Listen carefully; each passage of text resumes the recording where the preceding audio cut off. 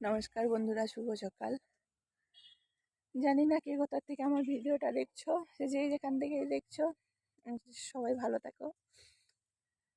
আমি ভালো নেই, আমার মনটা একদম ভালো নেই। মনে মানে